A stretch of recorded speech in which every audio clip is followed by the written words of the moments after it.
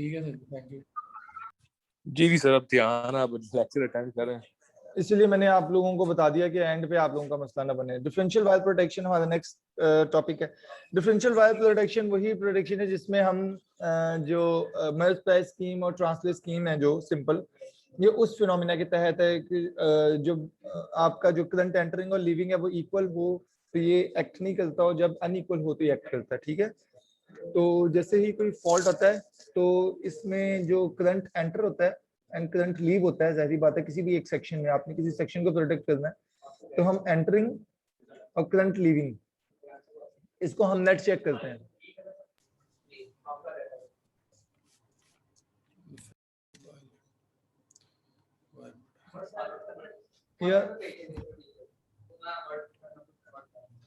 ठीक है,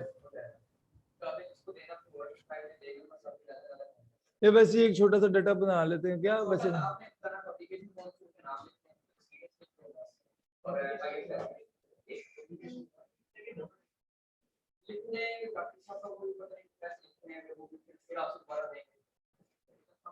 ठीक, ओके।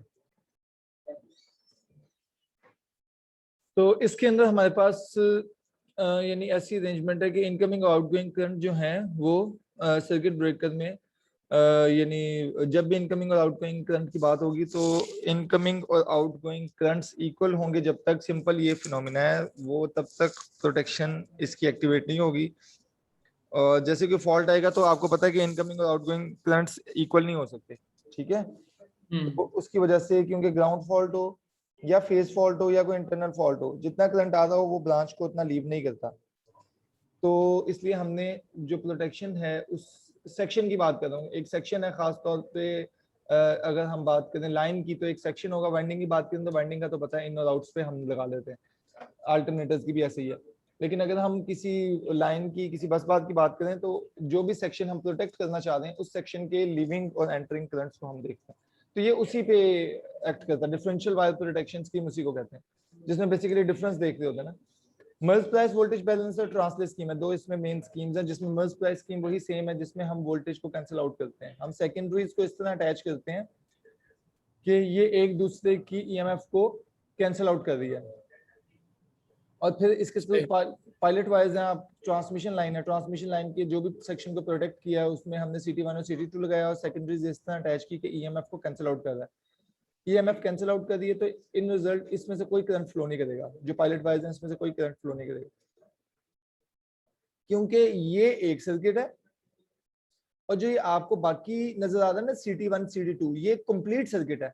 अगर करंट यहाँ पे फ्लो करेगा तो वही करंट इसमें से भी फ्लो, क्योंकि CT में से करंट फ्लो करके CT2 में जाएगा। हाँ जी, इस तरह करंट ये क्योंकि ये कंप्लीट सर्किट है। ठीक है, तो ये सर्किट में करंट फ्लो करेगा और करंट फ्लो करने की वजह से रिलेज एनर्जाइज होंगी और ट्रिप सर्किट को सिग्नल चला जाएगा। अब फर्स्ट करें फॉल्ट आता है कोई यहाँ पे, इसमें वही है कि current entering to one side, current entering to one side of this इस section is equal to the current leaving this section, तो ये इक्वल होगा। तो इसमें कोई ऐसा इतना यानी कोई बहुत कॉम्प्लेक्स चीज नहीं है जो समझने के लिए। अब अगर कोई फॉल्ट आता है फर्स्ट करें यहाँ पे, अब ये फॉल्ट यहाँ पे आया है चूंकि यहाँ से फीड हो रहा है करंट एंटरिंग द सेक्शन, तो ये फॉल्ट जो करंट है उसको ज्यादा ड्रॉ करना शुरू कर देगा। फॉर एग्जांपल आपने आपके घर में एक एनर्जी सेवर चल रहा है और आप वापडा के साथ कनेक्टेड हो, वन वे कनेक्शन है। आपका करंट एंटरिंग द सर्किट है थ्रू वापडा फेज और लीविंग है थ्रू न्यूट्रल। तो अगर आप अचानक उसके साथ कोई एसी या कोई हैवी चीज कनेक्ट कर दो तो क्या होगा, ये करंट आपने जो ड्रा करना वो ज्यादा शुरू कर दिया अचानक। इसी तरह फॉल्ट जो है, फॉल्ट में से जैसे ही करंट गुजरेगा और फॉल्ट आएगा तो फॉल्ट को करंट फीड होना ज्यादा शुरू हो जाएगा, ज्यादा करंट फीड होना शुरू हो जाएगा, फॉल्ट को इंक्रीज कर जाएगा। CT1 में इसका मतलब करंट इंक्रीज कर गया CT2 की निस्बत, जब इंक्रीज कर गया तो बैलेंस नहीं रहा और वोल्टेजेस और ईएमएफ जो एक दूसरे को आपस में कैंसिल आउट नहीं कर दी ना, तो उन ना करने की वजह से रिजल्टेंट करंट जो है वो इसमें फ्लो करना शुरू कर देगा। नहीं तो जितना करंट फ्लो कर रहा था एक दूसरे को इंड्यूस्ड ईएमएफ अपोज कर देती, यानी ऑपोजिट करंट फ्लो कर देते जो एक दूसरे को कैंसिल आउट कर देते। अब क्या हुआ कि CT1 में और CT2 में मिसमैच हो गया, और इस बैलेंस आउट होने की वजह से रिजल्टेंट करंट रिलेज में से फ्लो करेगा और आपका ये ट्रिप कर देगा। ये स्कीमेटिक शो की है मर्ज प्राइस वोल्टेज स्कीम की 3 फेज आइडेंटिकल करंट ट्रांसफार्मर। ये हमेशा याद रखना, जब भी मर्ज प्राइस वोल्टेज बैलेंस स्कीम है तो आइडेंटिकल करंट ट्रांसफार्मर्स यूज होंगे। तो एक बहुत बड़ा डिसएडवांटेज है कि एग्जैक्ट मैचिंग ट्रांसफार्मर्स हमें चाहिए होते हैं, ठीक है। ये डिसएडवांटेज है बहरहाल कि एग्जैक्ट मैचिंग ट्रांसफार्मर्स का एक प्रॉब्लम होता है, ठीक है। In phase both end pair of CTs connect हम करते हैं सीरीज में कि नॉर्मल कंडीशन में उनकी सेकेंडरी इक्वल होती है, ऑपोजिट होती है। तो इक्वल मतलब कि जब इक्वल होगी और हम ऑपोजिटली कनेक्टेड होंगे तो वो एक दूसरे को बैलेंस आउट कर रहे होंगे ना। एक में से प्लस हाँ जी, 20 है, दूसरे में -20 है, तो एक दूसरे को cancel out. Cancel healthy condition में current entering the line is equal to the current leaving at the other end. तो उसकी वजह से कोई करंट फ्लो नहीं करेगा, ऑपोजिट वोल्टेजेस इंड्यूस होंगी और कोई करंट फ्लो नहीं करेगा। Suppose a fault occurs at the point F, जो हमने देखा अभी, इस पॉइंट पे अकर होने से अब क्या होगा, सेकेंडरी वोल्टेज अनइक्वल और फिर वायर्स और रिलेज में से करंट फ्लो करना स्टार्ट कर देगा। सर्किट ब्रेकर्स बोथ हैंड पे जो है वो लाइन को ट्रिप कर देंगे, क्योंकि मिसबैलेंस जो है वो दोनों सिटीज पे हुआ है, सिटी 1 पे भी सिटी 2 पे भी। अब इस मिसबैलेंस की वजह से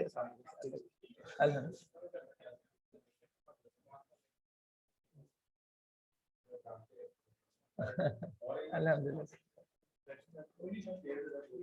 अच्छा, उसके बाद जो रिलेज हैं इसकी सिटी 1 और सिटी 2 की, ये रिलेज दोनों एनर्जाइज हो जाएंगे। इन दोनों के एनर्जाइज होने की वजह से ये जब दोनों एनर्जाइज होंगी तो दोनों ने ट्रिप सर्किट को यानी इसको आइसोलेट कर दिया, लाइन को, इस पूरे सेक्शन को आइसोलेट कर देंगे from the rest of the system. अब ये जो ये स्कीम है ये 3 फेज के लिए, वो सिंगल फेज की थी, 3 फेज की स्कीम है। 3 फेज में we have R Y and B. तो 3 फेजेस को हमने थ्रू मर्ज प्राइस स्कीम किस तरह किया, सेम वही फिनोमिना है। इसमें हमने सिटीज जो है वो इस तरह यूज किए हैं कि वोल्टेजेस जो हैं वो एक दूसरे के इफेक्ट को बैलेंस आउट करती हैं, कैंसिल करती हैं नॉर्मल इफेक्ट में। यानी अगर कोई भी नॉर्मल हम जो भी नॉर्मल हमारा वर्किंग फिनोमिना प्रिंसिपल है, जो हमारी थ्रेशोल्ड वैल्यूज हैं, उन वैल्यूज पे इन दोनों में इंड्यूस्ड ईएमएफ एक दूसरे को कैंसिल आउट करेगा, बैलेंस करेगा। उस बैलेंस करने की वजह से सिटीज में कोई करंट फ्लो नहीं करेगा, ठीक है, क्योंकि एक दूसरे के इफेक्ट को कैंसिल आउट कर रहे हैं, नल कर रहे हैं ना। सिटीज की वोल्टेज सेकेंडरी जिस तरह कनेक्टेड है, यहाँ पे सिंपलिसिटी के लिए उसने सीधा सीधा कनेक्ट कर दिया, ठीक है, तो पायलट वाइज। और one end of the all the CTs are connected to the relays. Relays में से कोई एक भी ट्रिप कर गया, अब यहाँ पे फर्ज करें आर फेज पे अगर कोई मिसबैलेंस आया तो आप देख सकते हैं कि आर फेज पे सिटी यहाँ भी कनेक्टेड है रिले के साथ और यहाँ भी कनेक्टेड है रिले के साथ। और रिले में से ये इस तरह है कि तीनों स्विचेस इन सीरीज लगे हुए हैं।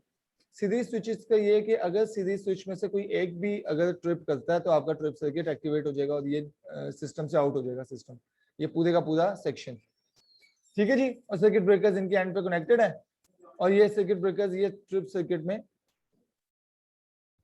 यानी it can pass the signal to the circuit breaker, trip circuit को। और इनमें से कोई एक भी अगर एक्टिवेट होगा तो आपका सर्किट ब्रेकर उस सेक्शन को आइसोलेट कर देगा, पूरा सेक्शन आइसोलेट हो जाएगा, क्योंकि 3 फेज सिस्टम है। क्योंकि 3 फेज सिस्टम में अगर आपको पता है कि एक भी फेज में करंट आउट ऑफ बैलेंस हो जाए तो अनसिमेट्रिकल करंट्स का फ्लो स्टार्ट हो जाएगा, सिमेट्रिकल करंट्स नहीं रहते, पता है ना इस बात का, सिमेट्रिकल अनसिमेट्रिकल। हाँ, पीएसए में पढ़ा भी होगा आपने, मैंने भी थोड़ा एक्सप्लेन किया था इसका।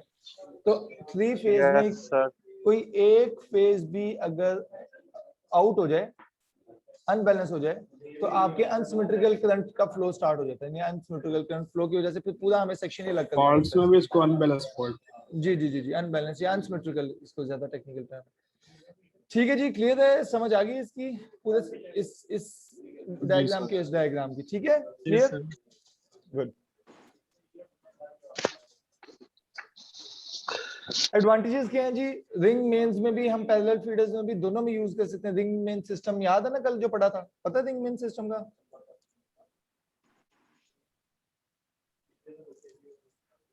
रिंग मेन सिस्टम क्या होता है? इसमें आपने कल फॉल्ट प्रोटेक्शन बताई थी। हाँ जी, रिंग से जिसमें मैंने फॉल्ट प्रोटेक्शन बताई थी 1.5 to 0.5। तो उसके अंदर क्या था रिंग मेन सिस्टम में, कि रिंग मेन सिस्टम में जी से स्टार्ट होता था पूरा रिंग बना के दोबारा जी पे, तो रिंगमेन सिस्टम पैरेलल Yes, फीडर्स में sir. जिसमें दो फीडर्स हैं आपस में पैरेलल में है, उसमें से किसी एक पे फॉल्ट आता है तो दूसरे के through continuity of supply ensure होती है। ये पैरेलल फीडर्स हैं और ये रिंगमेन सिस्टम है। यस सर, उसमें 2 वेज होते हैं। हाँ जी ठीक है। तो जिसमें हमने यहाँ पे फॉल्ट पढ़ा था कि यहाँ पे फॉल्ट आ जाए तो फिर क्या होगा। ठीक है जी, ये रिंगमेन सिस्टम और दोनों पे ये इस्तेमाल किया जा सकता है प्रिंसिपल। ये इंस्टेंटेनियस प्रोटेक्शन बताता है ग्राउंड फॉल्ट के अगेंस्ट और possibility of this fault involving other phase. इसमें अगर ग्राउंड फॉल्ट हो तो ग्राउंड फॉल्ट को अगर फौरन से पहले हम अलग ना करें, आइसोलेट ना करें, तो ये पॉसिबिलिटी होती है कि वो फेज टू फेज फॉल्ट में कन्वर्ट ना हो जाए। ठीक है, तो ये प्रॉब्लम मजीद एक होती है। तो इससे हम इंस्टेंटेनियस प्रोटेक्शन ग्राउंड फॉल्ट के अगेंस्ट प्रोवाइड करता है।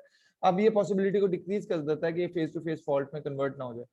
उसके बाद instantaneous relaying which reduces number of damage to overhead conductors resulting from arcing fault. ठीक है जी, ये यानी जो आर्किंग फॉल्ट्स होते हैं उसके अगेंस्ट आपके जितने भी कंडक्टर्स हैं उनकी एजिंग, उनका खराब होना, उनका डैमेज होना, उसके अगेंस्ट भी प्रोटेक्शन प्रोवाइड करता है। ठीक है, डिसएडवांटेजेस क्या है। एक्यूरेट मैचिंग ऑफ सीटीज बहुत इंपॉर्टेंट है, जो मैंने आपको बताया था कि डिसएडवांटेज है। ठीक है, एक्यूरेट मैचिंग, एग्जैक्ट मैचिंग। अगर पायलट वायर में कोई थोड़ी सी ब्रेकेज आ जाए, क्योंकि ट्रांसमिशन लाइंस हैं, ट्रांसमिशन लाइन में आपको पायलट वायर रिक्वायर्ड है, तो पायलट वायर्स कितनी लंबी लंबी होंगी, तो अगर आपके पास कोई थोड़ी सी पायलट वायर भी टूट जाए तो आपका सिस्टम ऑपरेट नहीं करेगा। ठीक है, उसके बाद एक्सपेंस भी बहुत ज्यादा है, जिसका हम शुरू से ही बात करते हैं कि एक्सपेंस की वजह से हम आमतौर पर ये सिस्टम यूज नहीं करते लाइंस में। लॉन्ग लाइंस में चार्जिंग करंट पायलट वायर के कैपेसिटेंस का इफेक्ट भी है। ठीक है, जो सफिशिएंट हो सकता है कि relay operation under normal conditions में भी ये कर दे। ये हमने ऑलरेडी इन चीजों को डिस्कस भी किया था कल। तो लाइन जी, वोल्टेजेस 33 केवी से अबव हम इसको यूज नहीं कर सकते, क्योंकि इसका एक तो सबसे बड़ी वजह है कि 33 केवी से अबव हमारा जो डिस्ट्रीब्यूशन है या हमारी जो ट्रांसमिशन है, वो ट्रांसमिशन हमारी बहुत लंबी यानी लॉन्ग ट्रांसमिशन होती है आमतौर पे। तो 33 केवी से अबव इतनी लॉन्ग ट्रांसमिशन पे प्रोटेक्शन, हम इतनी लंबी लंबी पायलट वायर्स के थ्रू प्रोटेक्शन देना आप समझ लो तकरीबन पॉसिबल नहीं रहता, एक्सपेंस की वजह से, ब्रेकेज की वजह से, चार्जिंग करंट्स की वजह से। ठीक है, और सेकंड बहुत बड़ी इसकी जो प्रॉब्लम है एग्जैक्ट मैचिंग की वजह से भी है। तो 33 केवी से ऊपर हम इसको फिर यूज नहीं करते। वहां पे फिर we can use translate scheme. ये वोल्टेज बैलेंस स्कीम है, इसमें अब पायलट वायर्स जो होती है ना उसकी निस्बत इसमें कम पायलट वायर्स रिक्वायर्ड होती है। इसमें 3 पायलट वायर्स रिक्वायर्ड होती है ना, ठीक है, उसमें 2 पायलट वायर्स रिक्वायर्ड होती हैं और यानी खर्चा एक्सपेंस कम है। ट्रांसलेट स्कीम आपकी वोल्टेज बैलेंस स्कीम की तरह ही है। यहाँ पे बैलेंस जो है ना, ये ऑपोजिशन है, वो हम बजाय सिटीज के थ्रू हम एक समेशन ट्रांसफार्मर की जगह समेशन ट्रांसफार्मर को यूज करते हुए हम यानी जो बैलेंस है वो अचीव करते हैं। तो बजाय हम सिटीज को यूज करने की दूसरी तरफ हम समेशन ट्रांसफार्मर को यूज करते हैं बैलेंस को अचीव करने के लिए। ओके, उसकी वजह से हम सिटीज किसी भी नॉर्मल डिजाइन की यूज कर सकते हैं। जो सबसे बड़ी चीज थी कि एग्जैक्ट बैलेंस चाहिए, वो सबसे बड़ा मसला हमारा हल हो जाता है ट्रांसलेट स्कीम का।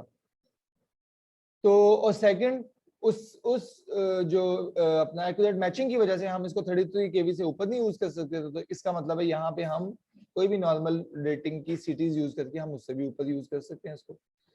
अब यहाँ पे ये आपको शो किया हुआ है एक समेशन ट्रांसफार्मर, इसमें CT1 कनेक्टेड है 1 के साथ, CT2 कनेक्टेड है 2 पॉइंट पे और 3 कनेक्टेड है 3 पे, उनका जंक्शन कॉमन कनेक्टेड है अर्थ वाइंडिंग। तो इसमें जो फर्स्ट 2 हैं 1 और 2 ये प्रोवाइड करते हैं आपको फेज टू फेज फॉल्ट। यहाँ देखिए तीनों फॉल्ट कवर हो रहे हैं फेज टू फेज फॉल्ट। कैसे? RY भी कवर हो रहा है, YB भी कवर हो रहा है और RB भी कवर हो रहा है। इस सेक्शन में हो रहा है ना तीनों कवर, तीनों phase to phase fault cover हो रहा है। Yes sir. ठीक है, तो तीनों। और अगर आपका थर्ड सेक्शन की बात करें तो ये आपके ग्राउंड फॉल्ट्स को कवर कर रहा है, क्योंकि कॉमन है। तो कोई भी अगर R इसके साथ अटैच हो जाए, Y अटैच हो जाए या B अटैच हो जाए, कोई भी इसके साथ कनेक्ट हो जाए तो ग्राउंड या अर्थ फॉल्ट में कन्वर्ट हो जाएगा। तो अर्थ फॉल्ट की भी ये प्रोटेक्शन दे रहा है और फेस टू फेस फॉल्ट्स की भी प्रोटेक्शन दे रहा है। क्लियर है जी? Yes sir. Yes sir, earth जी फॉल्ट सर। की और दूसरी फेस टू फेस की भी दे ही रहे हैं। हाँ जी। ओके तो इसको हम यानी आप समझ लें कि आपके जो समेशन ट्रांसफार्मर है इसकी एक खसूसियत है जिसको हम यहाँ पे यूज करते हैं, यहाँ पे लिखा भी होगा, जो पॉलीफेज लाइन करंट को सिंगल फेज क्वांटिटी, पॉलीफेज होता है मल्टीपल फेजेस इन्वॉल्व हो जिसमें, पॉलीफेज लाइन करंट को सिंगल फेज क्वांटिटी के तौर पे समेशन करने की एबिलिटी रखता हो। ये देखिए समेटेड आउटपुट आपको मिल रही है यहाँ पे, ठीक है। तो इस समेटेड आउटपुट के अगेंस्ट ये काम करेगा। ओके तो they are connected to tapped, each line energises a different number of turns from line to neutral, और उसकी वजह से सिंगल फेज आउटपुट आपको अचीव होगी, यानी आउटपुट पे आपको सिंगल फेज आउटपुट ही है। यहाँ पे आप देखें 3 फेज इनपुट है आर वाई एंड बी की, और ये कॉमन जंक्शन है, लेकिन आउटपुट पे आपको सिंगल फेज। तो इसका मतलब है समेशन ट्रांसफार्मर की एबिलिटी है कि पॉलीफेज लाइन करंट्स को सिंगल फेज क्वांटिटी में कन्वर्ट करने की एबिलिटी रखता है, जिसको हम यहाँ पे हम ये देखिए, यहाँ पे primary windings can be used for faults, number of wires are only 2। तो ये जो जितनी भी यहाँ पे देखिए आपको कितनी चाहिए थी 1 2 3 एंड 4, अगर आप इसको यूज करते तो आपको कितनी नंबर ऑफ वायर्स चाहिए थी, आप देख सकते हैं यहाँ पे 1 2 3 and these are pilot wires required, ठीक है। यहाँ पे तो बल्कि ज्यादा चाहिए उससे भी। तो यहाँ पे अगर हम इवन कनेक्ट भी करें तो 1 2 3 और 4, अगर वैसे ही सिंपल उसमें भी हम रखें तो फिर भी 4 चाहिए अगर 6 नहीं भी हो तो। लेकिन आउटपुट पे अगर 2 आ रही हैं आपको तो कितनी चाहिए, ओनली 2, ठीक है। तो स्कीमेटिक अरेंजमेंट आपकी पूरी कंप्लीट, यहाँ पे आपको डिस्क नहीं शो की हुई ऑपरेटिंग, ये स्ट्रक्चर आसानी के लिए आपके ना उसने शो नहीं किया हुआ।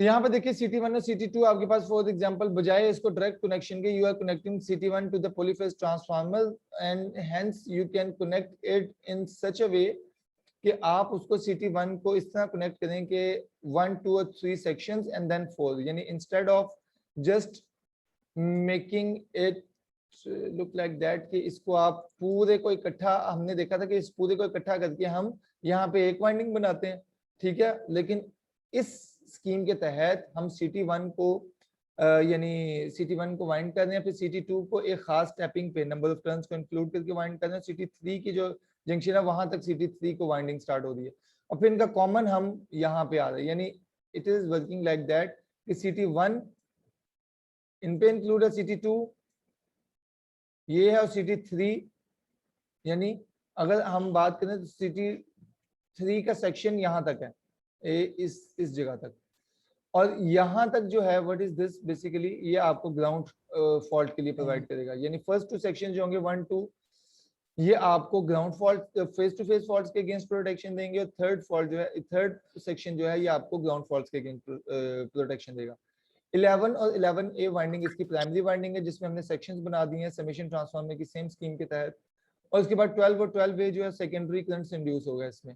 13 और 13A जो पायलट वायर्स के थ्रू हमारे कनेक्टेड है, ठीक है, और ये कनेक्टेड है वो ट्रिप सर्किट और सारा कुछ जो भी यहाँ पे डिसीजन हो रहा है ट्रिप सर्किट, और यहाँ पे जो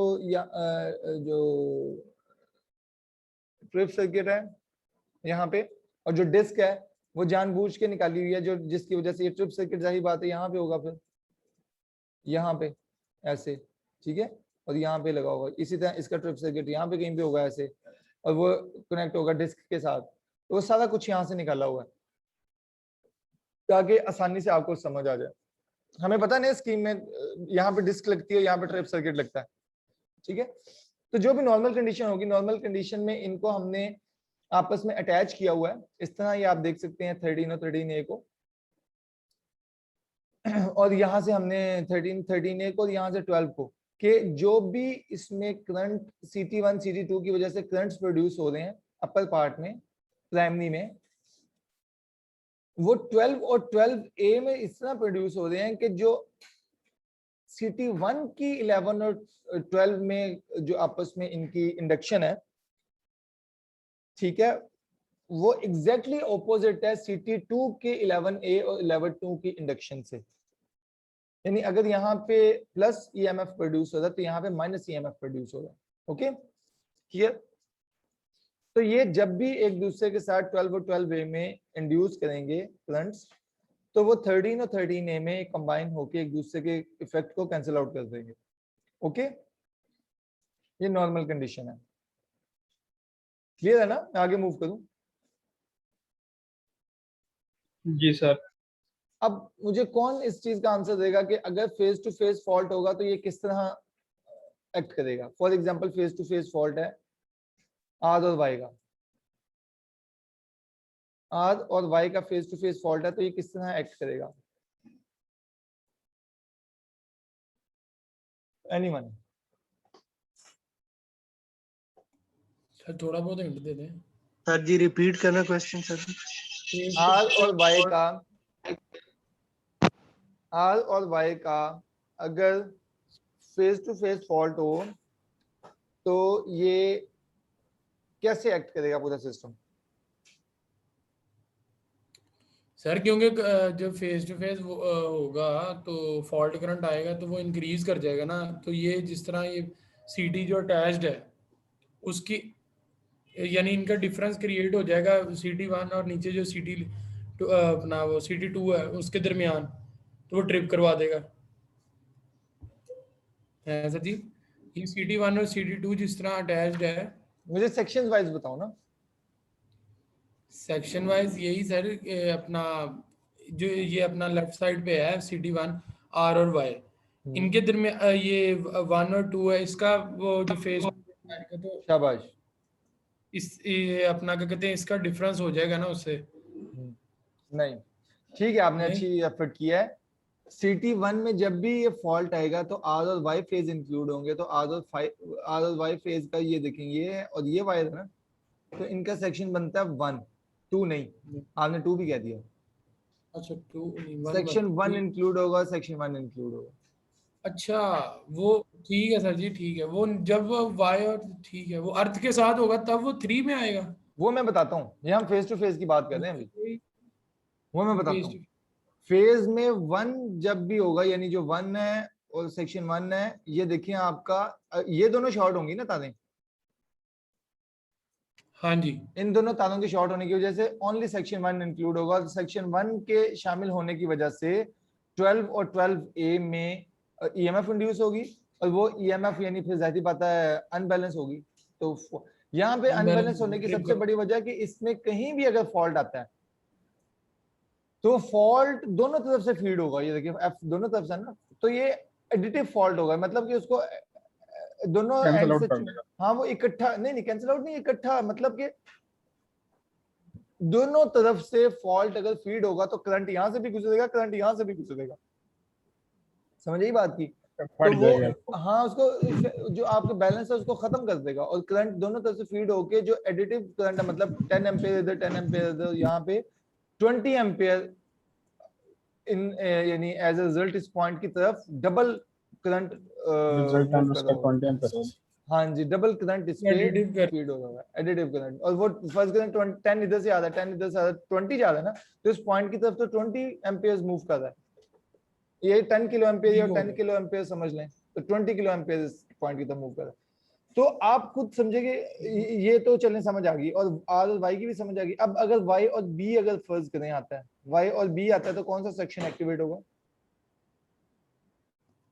अब सेक्शन 2 ही होगा। सेक्शन 2 एक्टिवेट होगा, शाबाश, ठीक है।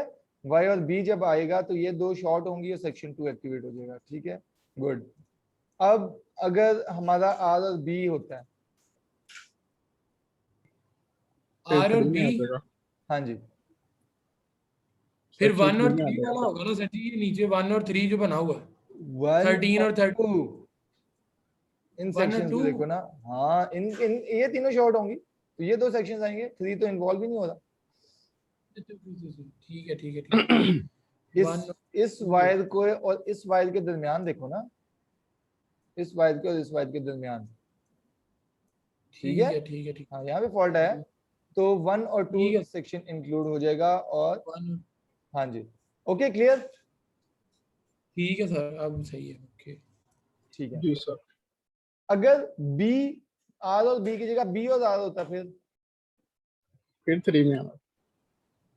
बी और आर, बी और आर हाँ मैं आर और बी कह रहा था ना, अगर बी और आर होता सिमेट्री चेंज हो जाएगी और कुछ भी नहीं होगा, सेम ही रहेगा। सेक्शंस सेम ही होंगे, ठीक है, सेम 2 1 हो जाएगा, हाँ वही सेक्शन सेम या होंगे, 1 1 टू सेक्शन ही इन्वॉल्व होंगे। अच्छा अगर अब फॉल्ट आता है बिल फर्स्ट बी पे, अकेला बी पे, हाँ जी, बी तो फिर वो उसके साथ ग्राउंड के साथ रहेगा। ग्राउंड कौन सा है? ये जो उसने बताया नहीं हुआ, आपने अभी यही तो कहा कि वो उसने शो नहीं करवाया वो। जो कॉमन जंक्शन है यही है ना थर्ड, तो बी की वायर ये है, ये कनेक्ट हो रही है इसके साथ। इसको काइंडली एक दफा मीटिंग को दोबारा कनेक्ट कर लें, मीटिंग ये मेरे ख्याल में खत्म होने लगी है, लेस देन 1 मिनट रह गया। चलें इसको एक दफा कनेक्ट कर लेंगे। ठीक।